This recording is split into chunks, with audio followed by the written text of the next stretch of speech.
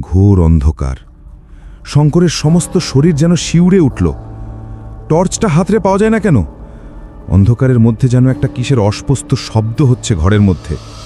হঠাৎ টর্চটা তার হাতে ঠেকল এবং কলের পুতুলের মতো সে সামনের দিকে ঘুরিয়ে টর্চটা জ্বাললে। সঙ্গে সঙ্গে সে ভয়ে বিস্ময়ে কাঠ হয়ে টর্চটা ধরে বিছানার উপরেই বসে রইল। দেয়াল আর তার বিছানার মাঝামাঝি জায়গায় মাথা উঁচু করে তুলে ও টর্চের আলো পড়ার দরুন সাময়িকভাবে আলো আধারি লেগে থ খেয়ে আছে আফ্রিকার ক্রূর ও হিংস্রতম সাপ কালো মাম্বা। আগের পর্বে শুনলাম কি করে শঙ্কর পৌঁছে গেল আদ্দি পাড়াগা থেকে এই আফ্রিকার গভীর জঙ্গলে এবং সেখানে সম্মুখীন হলো আফ্রিকার ভয়ঙ্কর সিংহের সাথে। এবং শঙ্কর এই জিনিসটা উপলব্ধি করলো, আফ্রিকা সুন্দর কিন্তু আফ্রিকা ভয়ঙ্কর। এখানে লুকিয়ে আছে পদে পদে মৃত্যুর ফাঁদ এবং এর গভীর অরণ্যে না জানি কত রহস্য আত্মগোপন করে আছে। তো আমরা শঙ্করের আজকের এই দ্বিতীয় পর্বে জানব শঙ্করের সেই গভীর অ্যাডভেঞ্চার এবং সেই ভয়ঙ্কর উপলব্ধি। তো চলুন আজকে আমাদের সঙ্গে যুক্ত থাকুন আজকের এই চাঁদের পাহাড়ের দ্বিতীয় পর্বের সাথে। আপনাদের কাছে অনুরোধ যে আপনারা পুরো গল্পটা মন দিয়ে শুনবেন এবং কেমন লাগলো তা অবশ্যই কমেন্ট বক্সে জানাবেন। শেয়ার করতে অবশ্যই ভুলবেন না। তো চলুন শুরু করা যাক আজকে আমাদের দ্বিতীয় পর্ব চাঁদের পাহাড় দা অডিও বুকের সাথে।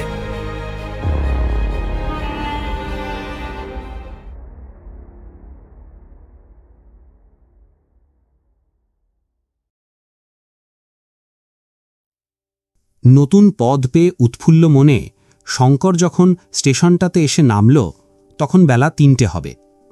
স্টেশন ঘরটা খুব ছোট, মাটির প্ল্যাটফর্ম আর স্টেশন ঘরের আশপাশ কাঁটাতারের বেড়া দিয়ে ঘেরা। স্টেশন ঘরের পিছনে তার থাকবার কোয়ার্টার, পায়রার খোপের মতো ছোট।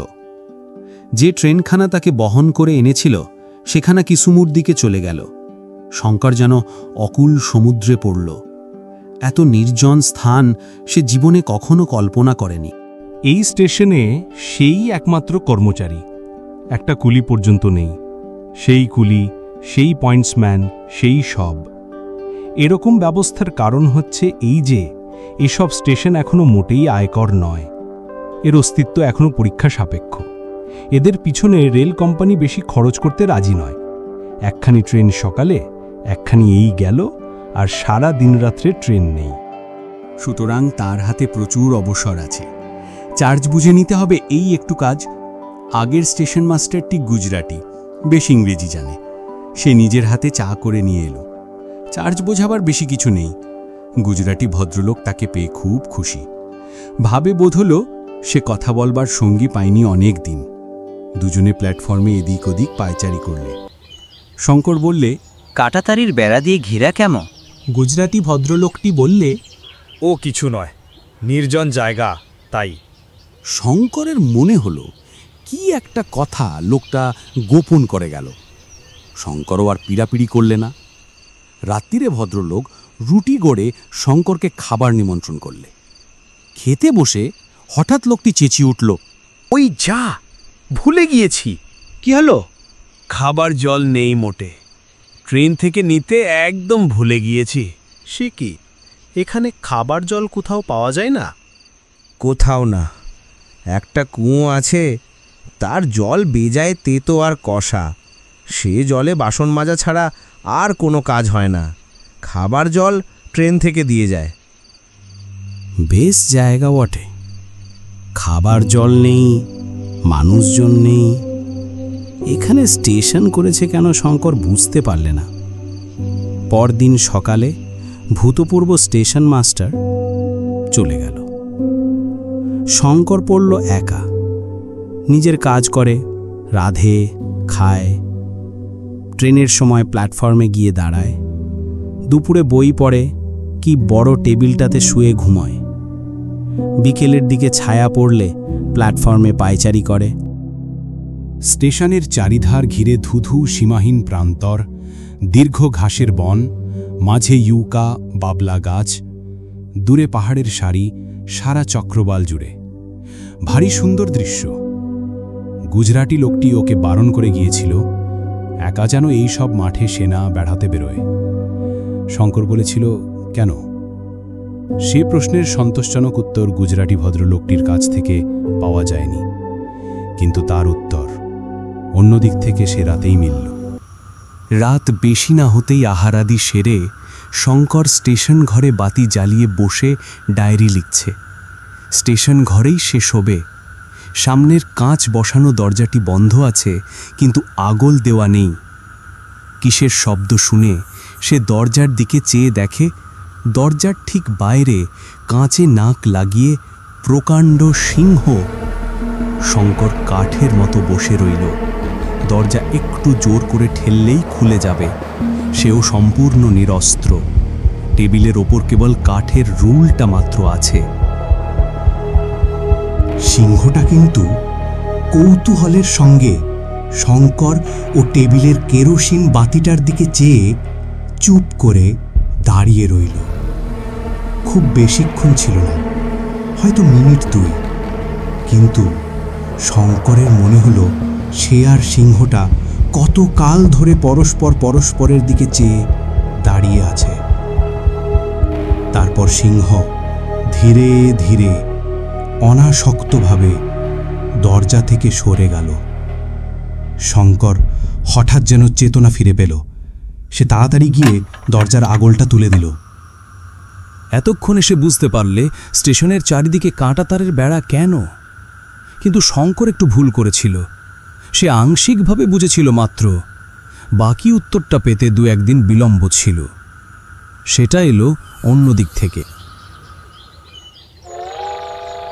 পরদিন সকালের ট্রেনের গার্ডকে সে রাত্রের ঘটনাটা বললে। গার্ড লোকটি ভালো, সব শুনে বললে, এসব অঞ্চলে সর্বত্রই এমন অবস্থা। এখান থেকে 12 মাইল দূরে তোমার মতো আর একটা স্টেশন আছে, সেখানেও এই দশা। এখানে তো যে কাণ্ড। সে কি একটা কথা বলতে যাচ্ছিল, কিন্তু হঠাৎ কথা বন্ধ করে ট্রেনে উঠে পড়ল। যাবার সময় চলন্ত ট্রেন থেকে বলে গেল, বেশ সাবধানে থেকো সর্বদা। শঙ্কর চিন্তিত হয়ে পড়ল। এরা কি কথাটা চাপা দিতে চায়? সিংহ ছাড়া আরও কিছু আছে নাকি? যা হোক, সেদিন থেকে শঙ্কর প্ল্যাটফর্মে স্টেশন ঘরের সামনে রোজ আগুন জ্বালিয়ে রাখে। সন্ধ্যার আগেই দরজা বন্ধ করে স্টেশন ঘরে ঢোকে। অনেক রাত পর্যন্ত বসে পড়াশোনা করে বা ডায়েরি লেখে। রাত্রের অভিজ্ঞতা অদ্ভুত। বিস্তৃত প্রান্তরে ঘন অন্ধকার নামে। প্ল্যাটফর্মের ইউকা গাছটার ডালপালার মধ্যে দিয়ে রাত্রের বাতাস বেঁধে কেমন একটা শব্দ হয়। মাঠের মধ্যে প্রহরে প্রহরে শেয়াল ডাকে। এক একদিন গভীর রাতে দূরে কোথাও সিংহের গর্জন শুনতে পাওয়া যায়। অদ্ভুত জীবন। ঠিক এই জীবনই সে চেয়েছিল। এ তার রক্তে আছে। এই জনহীন প্রান্তর, এই রহস্যময়ী রাত্রি, অচেনা নক্ষত্রে ভরা আকাশ, এই বিপদের আশঙ্কা, এই তো জীবন। নিরাপদ শান্ত জীবন নিরীহ কেরানির হতে পারে, তার নয়। সেদিন বিকেলে ট্রেন রওনা করে দিয়ে সে নিজের কোয়ার্টারের রান্নাঘরে ঢুকতে যাচ্ছে, এমন সময় খুঁটির গায়ে কি একটা দেখে সে 3 হাত লাফ দিয়ে পিছিয়ে এলো। প্রকাণ্ড একটা হলদে খরিশ গোখ্র তাকে দেখে ফনা উদ্ধত করে খুঁটি থেকে প্রায় 1 হাত বাইরে মুখ বাড়িয়েছে। আর 2 সেকেন্ড পরে যদি শঙ্করের চোখ সেদিকে পড়তো, তাহলে না, এখন সাপটাকে মারবার কি করা যায়? কিন্তু সাপটা পর মুহূর্তে খুঁটি বেয়ে ওপরে ফড়ের চালের মধ্যে লুকিয়ে পড়ল। বেশ কাণ্ড বটে। ওই ঘরে গিয়ে শঙ্করকে এখন ভাত নাড়তে বসতে হবে। এ সিংহ নয় যে দরজা বন্ধ করে আগুন জ্বেলে রাখবে। খানিকটা ইতস্তত করে শঙ্কর অগত্যা রান্নাঘরে ঢুকল এবং কোনো রকমের তাড়াতাড়ি রান্না সেরে সন্ধ্যা হবার আগেই খাওয়া দাওয়া সাঙ্গ করে সেখান থেকে বেরিয়ে স্টেশন ঘরে এলো। কিন্তু স্টেশন ঘরেই বা বিশ্বাস কি? সাপ কখন কোন ফাঁক দিয়ে ঘরে ঢুকবে তাকে কি আর ঠেকিয়ে রাখা যাবে? কুলির সে দৃষ্টি শঙ্করের চোখ এড়ায়নি। কি রহস্য জড়িত আছে যেন এই জায়গাটার সঙ্গে। কেউ তা ওর কাছে প্রকাশ করতে চায় না। প্রকাশ করা যেন বারণ আছে। ব্যাপার কি? দিন 2 পরে ট্রেন পাশ করে সে নিজের কোয়ার্টারে ঢুকতে যাচ্ছে, আর একটু হলে সাপের ঘাড়ে পা দিয়ে দিয়েছিল আর কি। সেই খরিশ গোখরো সাপ, পূর্বদৃষ্ট সাপটাও হতে পারে, নতুন একটা যে নয় তারও কোনো প্রমাণ নেই। শঙ্কর সেই দিন স্টেশন ঘর, নিজের কোয়ার্টার ও চারধারের জমি ভালো করে পরীক্ষা করে দেখলে সারা জায়গায় মাটিতে বড় বড় গর্ত, কোয়ার্টারের উঠোনে, রান্নাঘরের দেওয়ালে, কাঁচা প্ল্যাটফর্মের মাঝে মাঝে সর্বত্র গর্ত ও ফাটল আর ইঁদুরের মাটি। তবুও সে কিছু বুঝতে পারলে না। একদিন সে স্টেশন ঘরে ঘুমিয়ে আছে, রাত অনেক, ঘর অন্ধকার। হঠাৎ শঙ্করের ঘুম ভেঙে গেল। 5টা ইন্দ্রিয়ের বাইরে আর একটা কোনো ইন্দ্রিয় যেন মুহূর্তের জন্য জাগরিত হয়ে উঠে তাকে জানিয়ে দিলে সে ভয়ানক বিপদে পড়বে। ঘোর অন্ধকার। শঙ্করের সমস্ত শরীর যেন শিউরে উঠল। টর্চটা হাতরে পাওয়া যায় না কেন? অন্ধকারের মধ্যে যেন একটা কিসের অস্পষ্ট শব্দ হচ্ছে ঘরের মধ্যে। হঠাৎ টর্চটা তার হাতে ঠেকল এবং কলের পুতুলের মতো সে সামনের দিকে ঘুরিয়ে টর্চটা জ্বাললে। সঙ্গে সঙ্গে সে ভয়ে বিস্ময়ে কাঠ হয়ে টর্চটা ধরে বিছানার উপরেই বসে রইল। দেয়াল আর তার বিছানার মাঝামাঝি জায়গায় মাথা উঁচু করে তুলে ও টর্চের আলো পড়ার দরুন সাময়িকভাবে আলো আধারি লেগে থ খেয়ে আছে আফ্রিকার ক্রূর ও হিংস্রতম সাপ, কালো মাম্বা। ঘরের মেঝে থেকে সাপটা প্রায় 2.5 হাত উঁচু হয়ে উঠেছে। এটা এমন কিছু আশ্চর্য নয় যখন ব্ল্যাক মাম্বা সাধারণত মানুষকে তাড়া করে তার ঘাড়ে ছোবল মারে। ব্ল্যাক মাম্বার হাত থেকে রেহাই পাওয়া একরকম পুনর্জন্ম। তাও শঙ্কর শুনেছে। শঙ্করের একটা গুণ বাল্যকাল থেকেই আছে, বিপদে তার সহজে বুদ্ধি ভ্রংশ হয় না, আর তার স্নায়ুমণ্ডলীর ওপর সে ঘোর বিপদেও কর্তৃত্ব বজায় রাখতে পারে।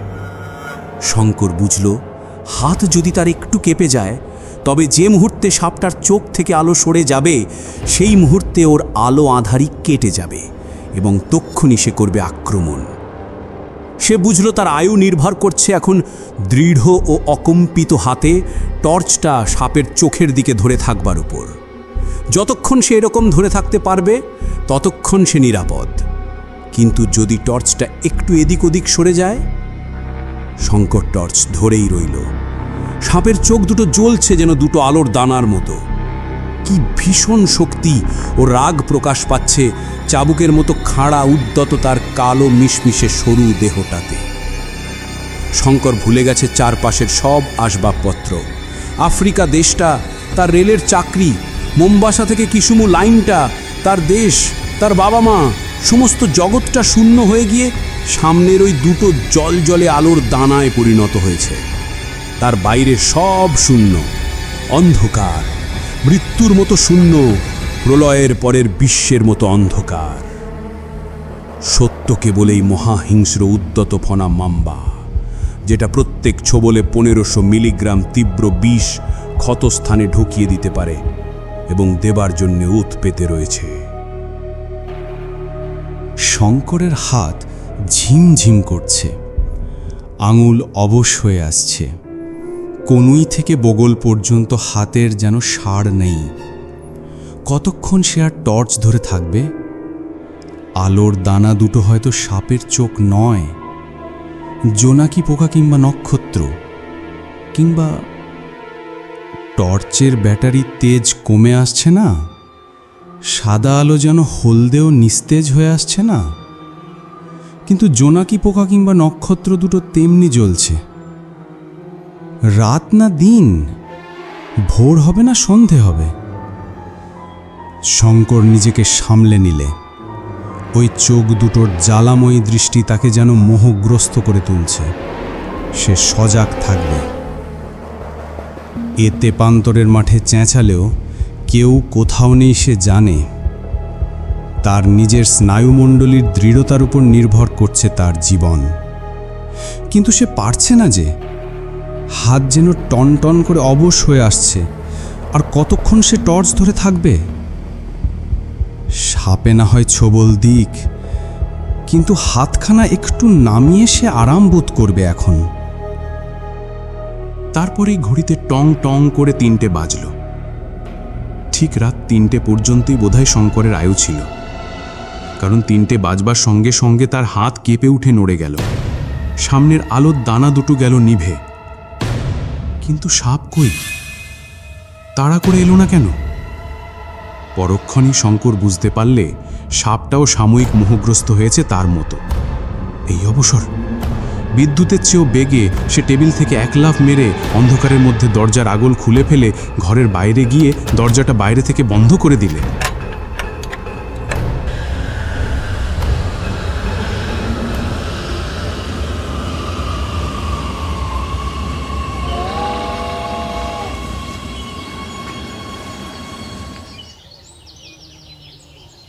সকালে ট্রেন এলো।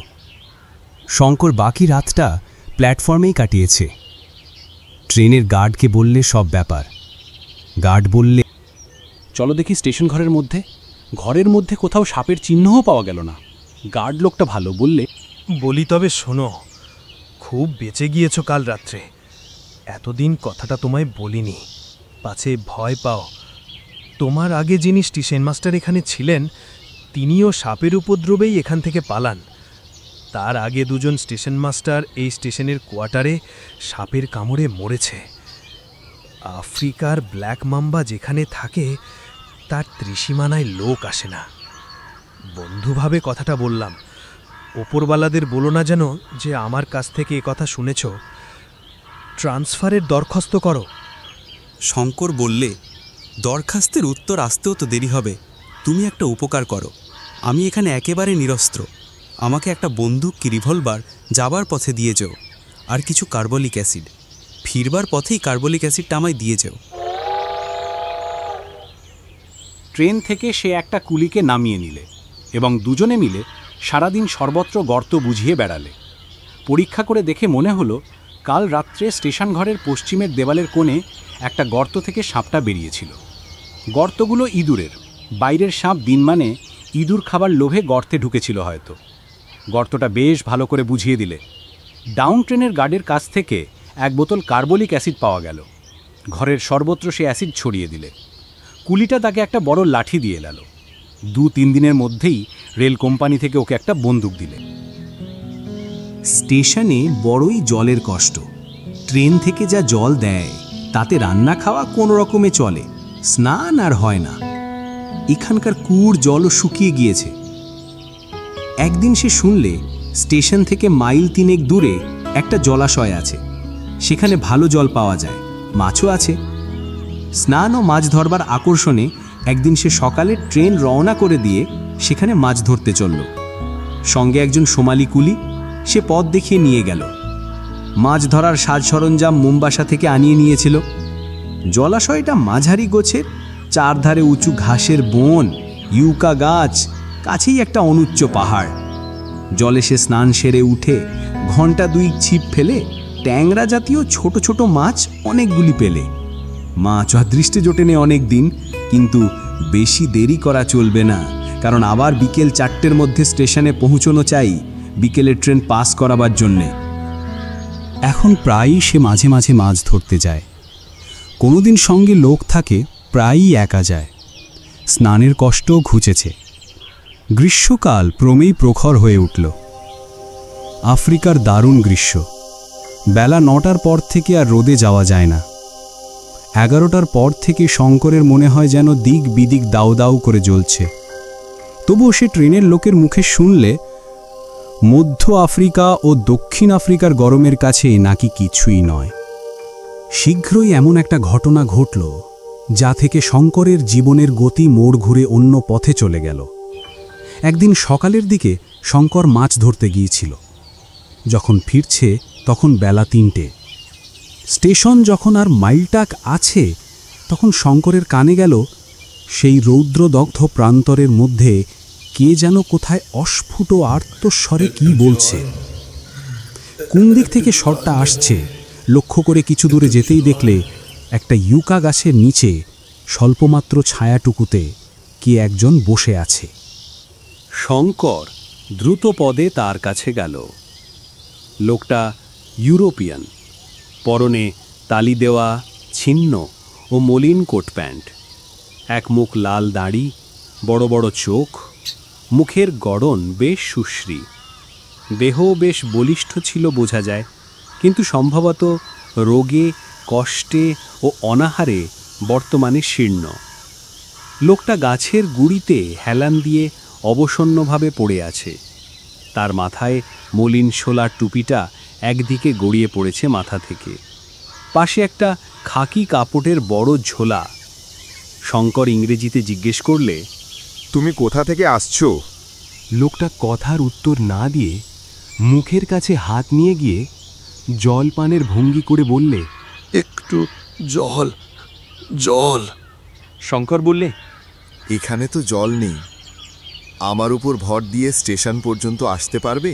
অতি কষ্টে খানিকটা ভর দিয়ে এবং শেষের দিকে একরকম শঙ্করের কাঁধে চেপে লোকটা প্ল্যাটফর্মে পৌঁছল।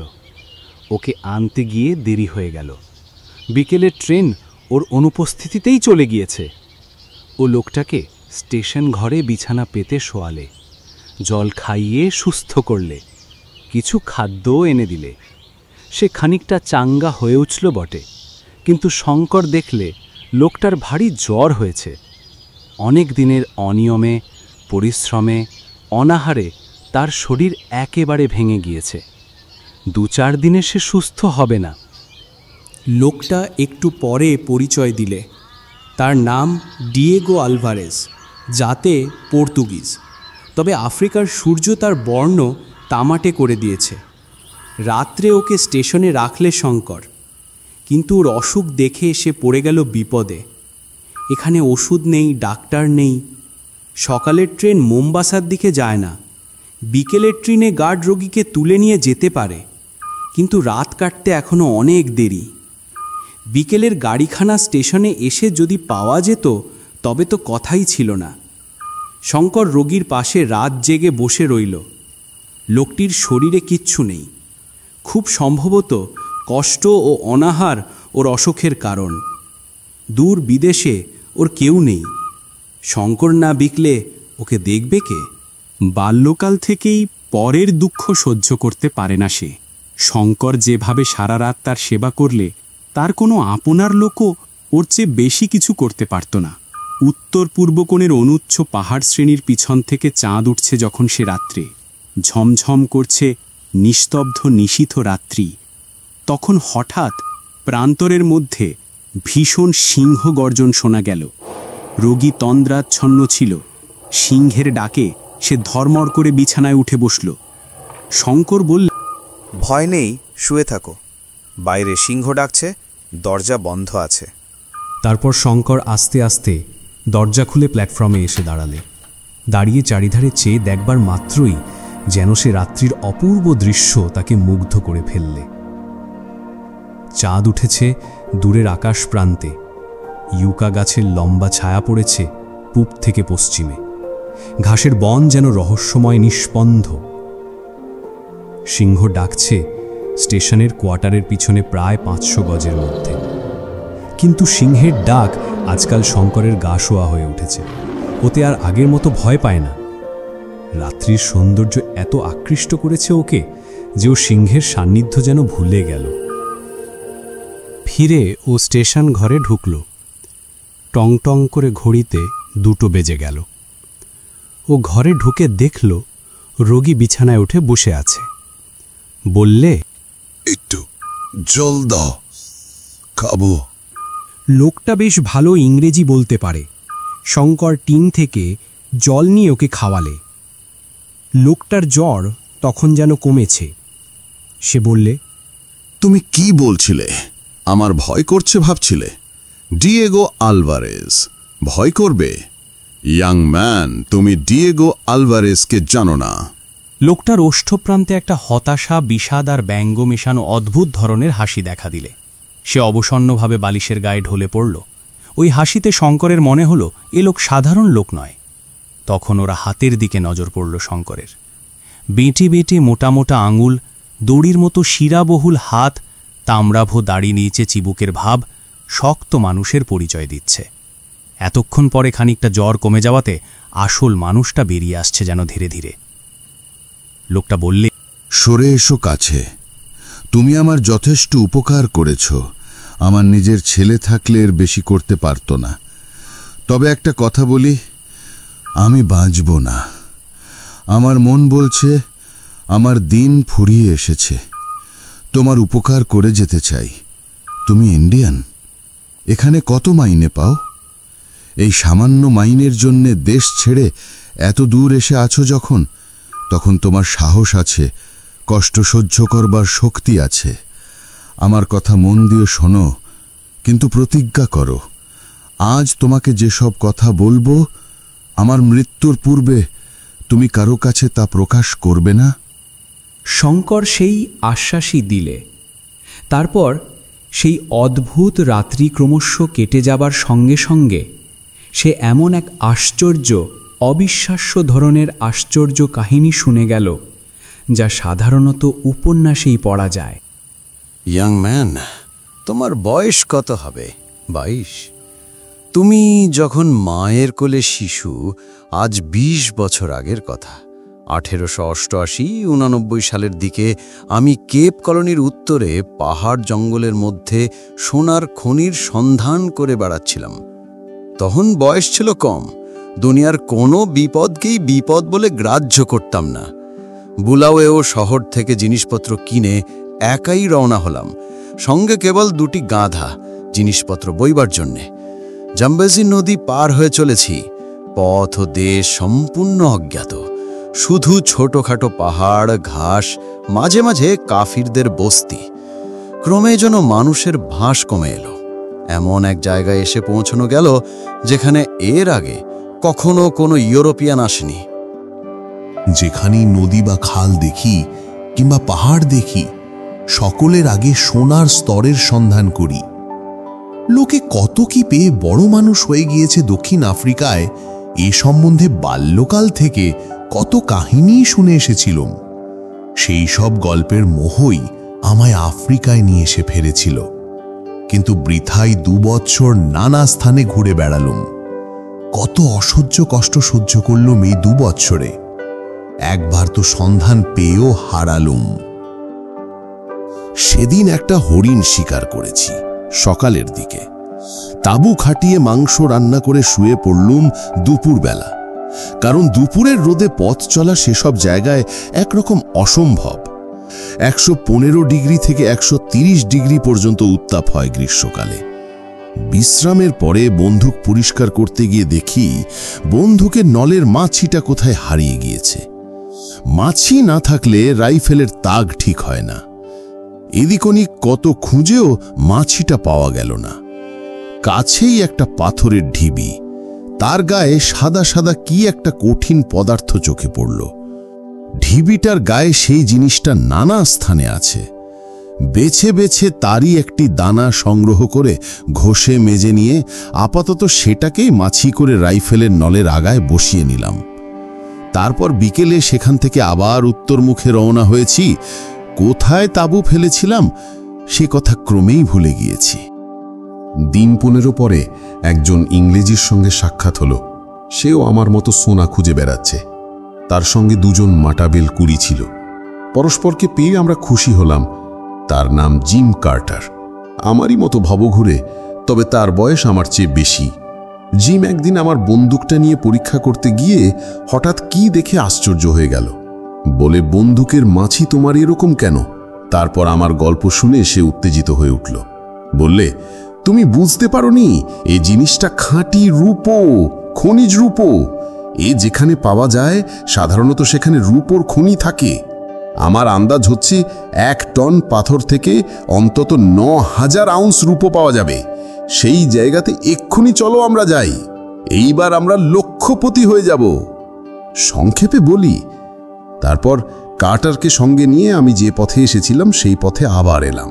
কিন্তু 4 মাস ধরে কত চেষ্টা করে, কত অসহ্য কষ্ট পেয়ে, কতবার বিরাট দিশাহীন মরুভূমিবৎ ভেল্ডের মধ্যে পথ হারিয়ে মৃত্যুর দ্বার পর্যন্ত পৌঁছেও কিছুতেই আমি সে স্থান নির্ণয় করতে পারলাম না। যখন সেখান থেকে সেবার তাঁবু উঠিয়ে দিয়েছিলাম, অত লক্ষ্য করিনি জায়গাটা। আফ্রিকার ভেল্ডে কোনো চিহ্ন বড় একটা থাকে না, যার সাহায্যে পুরনো জায়গা খুঁজে বার করা যায়। সবই যেন একরকম। অনেকবার হয়রান হয়ে শেষে আমরা রূপোর খনির আশা ত্যাগ করে গোয়াই নদীর দিকে চললাম। জিম কার্টার আমাকে আর ছাড়ল না, তার মৃত্যু পর্যন্ত আমার সঙ্গেই ছিল। তার সে শোচনীয় মৃত্যুর কথা ভাবলে এখনো আমার কষ্ট হয়। তৃষ্ণার কষ্টই এই ভ্রমণের সময় সবচেয়ে বেশি বলে মনে হয়েছে আমাদের কাছে। তাই এখন থেকে আমরা নদী পথ ধরে চলব, এই স্থির করা গেল। বনে জন্তু শিকার করে খাই, আর মাঝে মাঝে কাফির বস্তি যদি পাই সেখান থেকে মিষ্টি আলু, মুরগি প্রভৃতি সংগ্রহ করি।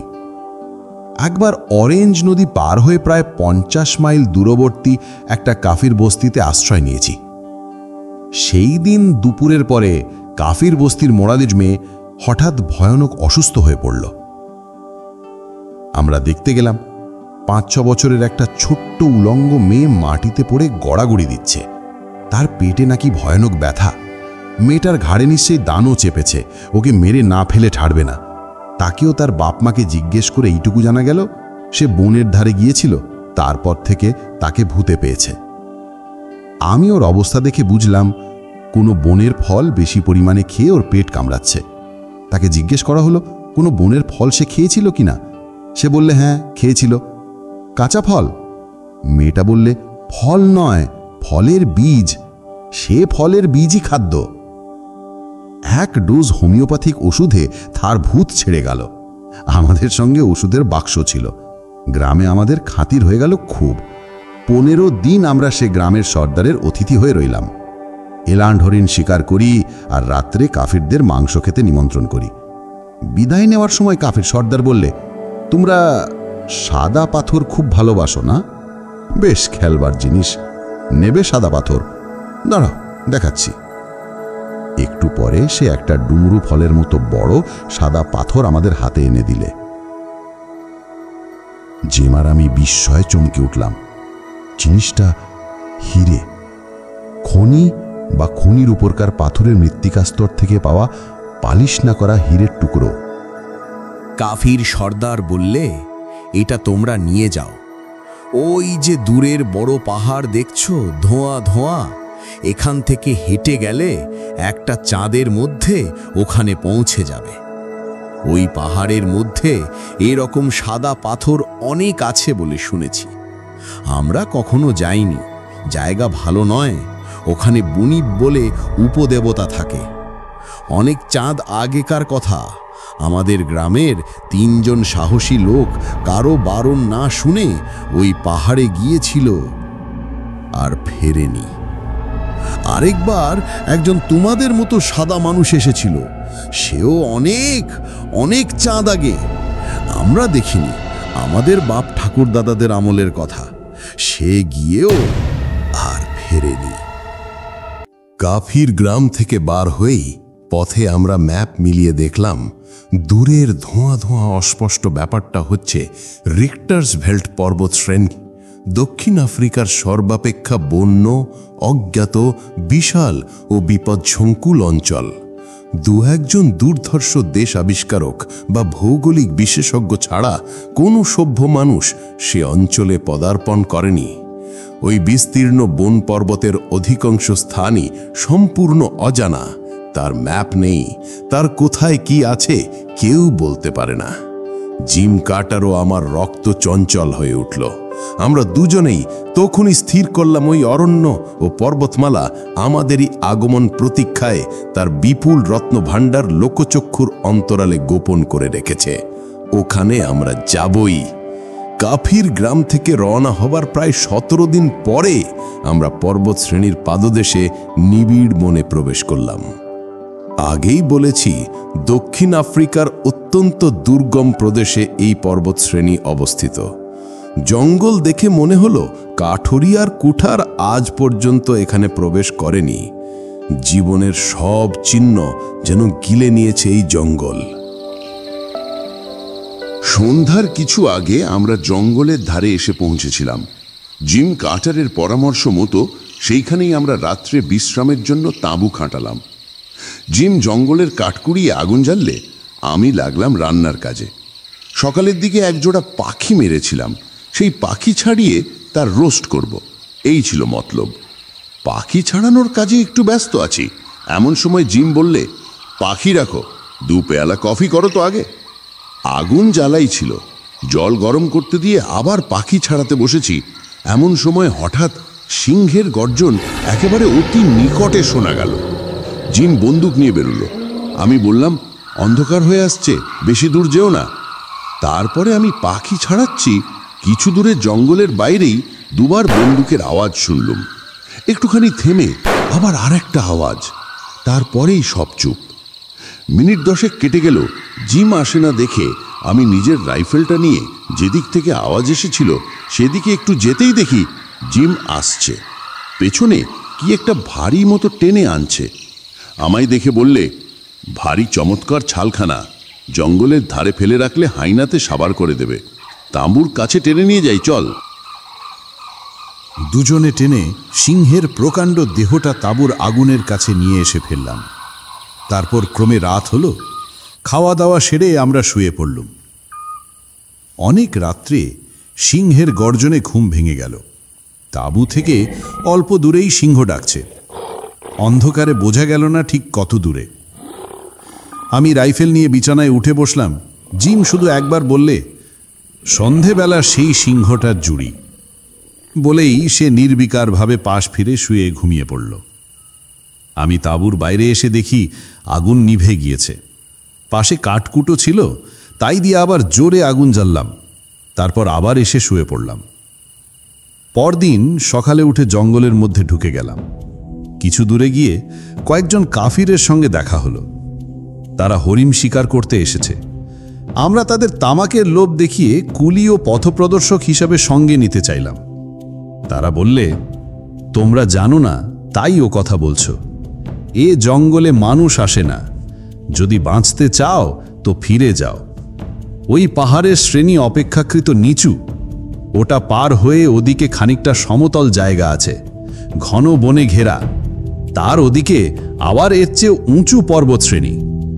ওই বনের মধ্যে সমতল জায়গাটা বড় বিপজ্জনক, ওখানে বুনিপ থাকে। বুনিপের হাতে পড়লে আর ফিরে আসতে হবে না, ওখানে কেউ যায় না। আমরা তামাকের লোভে ওখানে যাব মরতে, ভালো চাও তো তোমরাও যেও না। আমরা জিজ্ঞেস করলাম, বুনিপ কি? তারা জানে না, তবে তারা স্পষ্ট বুঝিয়ে দিলে, বুনিপ কি না জানলেও সে কি অনিষ্ট করতে পারে সেটা তারা খুব ভালো রকমভাবে জানে। ভয় আমাদের ধাতে ছিল না, জিম কাটারের তো একেবারেই না। সে আরো বিশেষ করে জেদ ধরে বসল, এই বুনিপের রহস্য তাকে ভেদ করতেই হবে, হিরে পাই বা না পাই। মৃত্যু যে তাকে অলক্ষেতে টানছে তখনও যদি বুঝতে পারতাম। বৃদ্ধ এই পর্যন্ত বলে একটু হাঁপিয়ে পড়ল। শঙ্করের তখন অত্যন্ত কৌতূহল হয়েছে। এ ধরনের কথা সে আর কখনো শোনেনি। মুমূর্ষু ডিয়েগো আলভারেসের জীর্ণ পরিচ্ছদ ও শিরাবহুল হাতের দিকে চেয়ে, তার পাকা ভুরু জোড়ার নিচেকার ইস্পাতের মতো নীল দীপ্তিশীল চোখ দুটোর দিকে চেয়ে শঙ্করের মন শ্রদ্ধায়, ভালোবাসায় ভরে উঠল। সত্যিকারের মানুষ বটে একজন। আলভারেস বললে, আর এক গ্লাস জল। জল পান করে বৃদ্ধ আবার বলতে শুরু করলে, হ্যাঁ, তারপরে শোনো। ঘোর বনের মধ্যে আমরা প্রবেশ করলাম। কত বড় বড় গাছ, বড় বড় ফার্ন, কত বিচিত্র বর্ণের অর্কিড ও লায়ানা। স্থানে স্থানে সে বন নিবিড় ও দুষ্প্রবেশ্য। বড় বড় গাছের নিচেকার জঙ্গল এতই ঘন, বর্ষির মতো কাঁটা গাছের গায়ে, পাতায় পাতায় এমন জড়াজড়ি যে সূর্যের আলো কোনো জন্মে সে জঙ্গলে প্রবেশ করে কিনা সন্দেহ। আকাশ দেখা যায় না। অত্যন্ত বেবুনের উৎপাত জঙ্গলের সর্বত্র। বড় গাছের ডালে দলে দলে শিশু, বালক, বৃদ্ধ, যুবা, নানা রকমের বেবুন বসে আছে। অনেক সময় দেখলাম মানুষের আগমন তারা গ্রাহ্য করে না, দাঁত খিচিয়ে ভয় দেখায়, দু একটা বুড়ো সর্দার বেবুন সত্যিই হিংস্র প্রকৃতির। হাতে বন্দুক না থাকলে তারা অনায়াসেই আমাদের আক্রমণ করত। জিম কার্টার বললে, অন্তত আমাদের খাদ্যের অভাব হবে না কখনো এই জঙ্গলে। 7-8 দিন সেই নিবিড় জঙ্গলে কাটল। জিম কার্টার ঠিকই বলেছিল, প্রতিদিন একটি করে বেবুন আমাদের খাদ্য যোগান দিতে দেহপাত করত। উঁচু পাহাড় থেকে জঙ্গলের নানা স্থানে ছোট বড় ঝর্ণা নেমে এসেছে, সুতরাং জলের অভাবও ঘটল না। একবার কিন্তু এতে ভয়ানক বিপদও ঘটেছিল। একটা ঝর্ণার ধারে দুপুরবেলা এসে আগুন জেলে বেবুনের দাপনা ঝলসাবার ব্যবস্থা করছি, জিম গিয়ে তৃষ্ণার ঝোঁকে ঝর্ণার জল পান করলে। তার একটু পরেই তার ক্রমাগত বমি হতে শুরু করল, পেটে ভয়ানক ব্যথা। আমি একটু বিজ্ঞান জানতাম। সন্দেহ হওয়াতে ঝর্ণার জল পরীক্ষা করে দেখি জলে খনিজ আর্সেনিক মেশানো আছে। উপর পাহাড়ের আর্সেনিকের স্তর ধুয়ে ঝর্ণা নেমে আসছে নিশ্চয়ই। হোমিওপ্যাথিক বাক্স থেকে প্রতিষেধক ওষুধ দিতে সন্ধ্যের দিকে জিম ধীরে ধীরে সুস্থ হয়ে উঠল। বনের মধ্যে ঢুকে কেবল এক বেবুন ও মাঝে মাঝে 2-1টা বিষধর সাপ ছাড়া অন্য কোনো বন্যজন্তুর সঙ্গে আমাদের সাক্ষাৎ হয়নি। পাখি আর প্রজাপতির কথা অবশ্য বাদ দিলাম, কারণ এইসব ট্রপিক্যাল জঙ্গল ছাড়া এত বিচিত্র বর্ণ ও শ্রেণীর পাখি আর প্রজাপতি আর কোথাও দেখতে পাওয়া যাবে না। বিশেষ করে বন্যজন্তু বলতে যা বোঝায় তারা সেই পর্যায়ে পড়ে না। প্রথমেই রিক্টার্সফেল্ড পর্বতশ্রেণীর একটা শাখা পর্বত আমাদের সামনে পড়ল। সেটা মূল ও প্রধান পর্বতের সঙ্গে সমান্তরালভাবে অবস্থিত বটে, কিন্তু অপেক্ষাকৃত নিচু। সেটা পার হয়ে আমরা এক বিশাল বনময় উপত্যকায় নেমে তাঁবু ফেললাম। নদী দেখে আমি আর জিম আনন্দে আত্মহারা। এইসব নদীর তীর থেকেই তো অনেক সময় খনিজ দ্রব্যের সন্ধান পাওয়া যায়। নদীর নানা দিকে আমরা বালি পরীক্ষা করে বেড়াই, কিচ্ছুই, কোথাও কিছু নেই। সোনার একটা রেণু পর্যন্ত নেই নদীর বালিতে। আমরা ক্রমে হতাশ হয়ে পড়লাম। তখন প্রায় 20-22 দিন কেটে গিয়েছে। সন্ধ্যের সময় কফি খেতে খেতে জিম বললে, দেখ, আমার মন বলছে এখানে আমরা সোনার সন্ধান পাব, থাক এখানে আর কিছুদিন। আরও 20 দিন কাটল। বেবুনের মাংস অসহ্য, অত্যন্ত অরুচিকর হয়ে উঠেছে। জিমের মতো লোকও হতাশ হয়ে পড়ল। আমি বললাম, আর কেন জিম, চলো খিরি এবার। কাফির গ্রামে আমাদের ঠকিয়েছে, এখানে কিচ্ছু নেই। জিম বললে, এই পর্বতশ্রেণীর নানা শাখা আছে, সবগুলো না দেখে যাব না। একদিন পাহাড়ি নদীটার খাতের ধারে বসে বালি চালতে চালতে পাথরের নুড়ির রাশির মধ্যে অর্ধপ্রথিত একখানা হলুদ রঙের ছোট পাথর আমি আর জিম একসঙ্গে দেখতে পেলাম। আমাদের মুখ আনন্দ ও বিস্ময়ে উজ্জ্বল হয়ে উঠল। জিম বললে, ডিয়েগো, পরিশ্রম এতদিনে সার্থক হলো, চিনেছ তো? আমিও বুঝেছিলাম, বললাম হ্যাঁ, কিন্তু জিনিসটা নদীর স্রোতে ভেসে আসা, খনির অস্তিত্ব এখানে নেই। পাথরখানা দক্ষিণ আফ্রিকার বিখ্যাত হলুদ রঙের হীরের জাত। অবশ্য খুব আনন্দের কোনো কারণ ছিল না, কারণ এতে কেবল এটুকু প্রমাণ হয় যে এই বিশাল পর্বতশ্রেণীর কোনো অজ্ঞাত দুর্গম অঞ্চলে হলুদ হীরের খনি আছে। নদী স্রোতে ভেসে এসেছে তা থেকে একটা স্তরের একটা টুকরো মাত্র। সে মূল খনি খুঁজে বার করা অমানসিক পরিশ্রম, ধৈর্য আর সাহস সাপেক্ষ। সে পরিশ্রম, সাহস ও ধৈর্যের অভাব আমাদের কখনোই ঘটত না। কিন্তু যে দৈত্য ওই রহস্যময় বনপর্বতের অমূল্য হীরকখনির প্রহরী ছিল, সে সম্পূর্ণ অপ্রত্যাশিতভাবে আমাদের বাধা দিল। একদিন সন্ধ্যের দিকে আমরা বনের মধ্যে একটা পরিষ্কার জায়গায় বসে বিশ্রাম করছিলাম। আমাদের সামনে ছিল একটা তালগাছ, তার গুড়িটাকে ঘিরে ঘন ঝোপ জঙ্গল। হঠাৎ দেখলাম কিসে যেন অত বড় তালগাছটা কাঁপছে। তার উপরের শুকনো ডালপালাগুলো খড়খড় করে আওয়াজ করছে, যেন ঝড় লেগেছে, কিন্তু বাতাস তো এক ফোঁটাও নেই।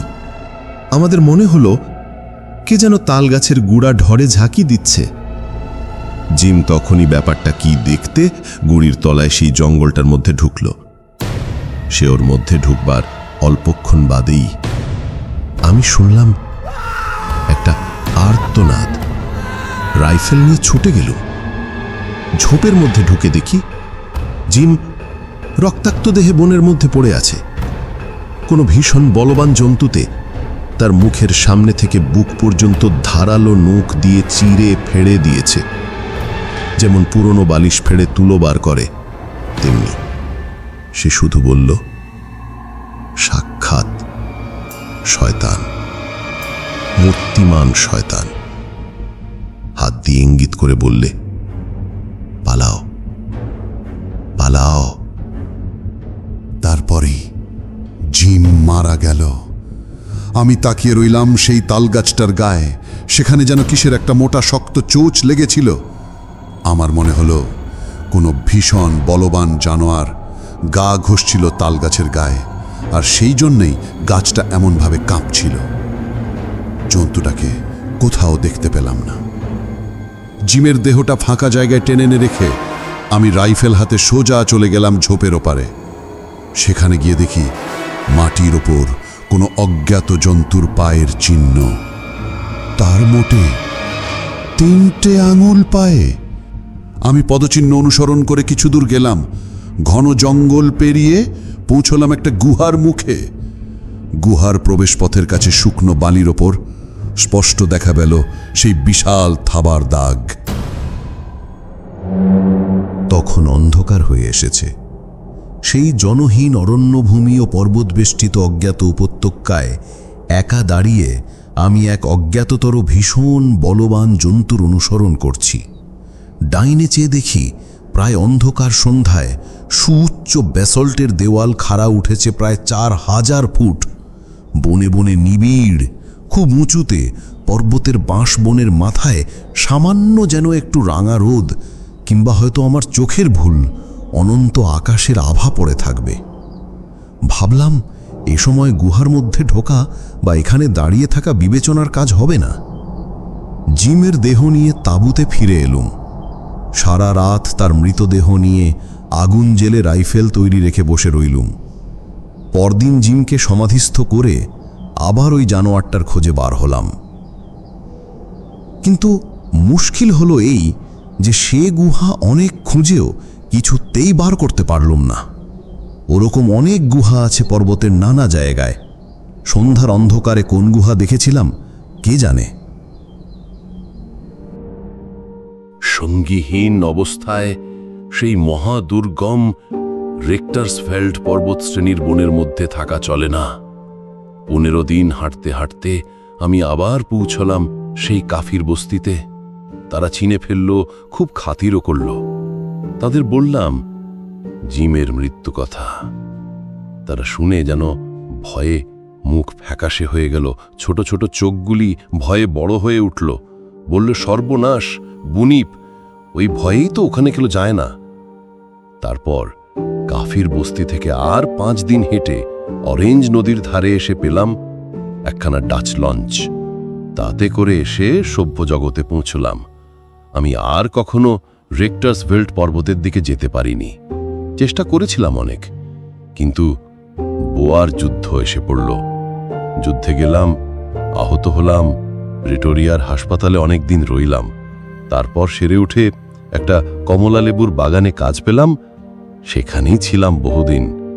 বছর 4-5 শান্ত জীবন যাপন করবার পরে ভালো লাগলো না, তাই আবার বেরিয়েছিলাম। কিন্তু বয়স হয়ে গিয়েছে অনেক, ইয়াংম্যান।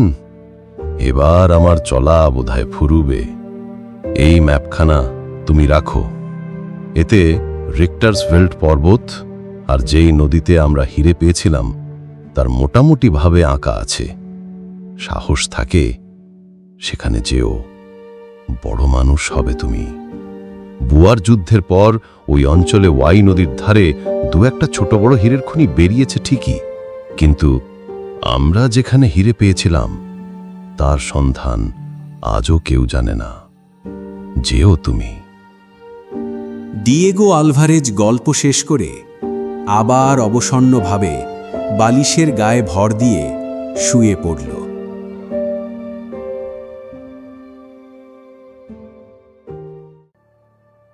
আপনারা শুনছিলেন বিভূতিভূষণ বন্দ্যোপাধ্যায় রচিত বিখ্যাত উপন্যাস চাঁদের পাহাড়ের 2য় পর্ব। পরবর্তী পর্বে শুনবেন শঙ্কর ও ডিয়েগো আলভারেজের দুঃসাহসিক অভিযান আফ্রিকার অমূল্য হিয়ের খোঁজে। যেখানে পদার্পণ করবে এক দুর্গম পথ।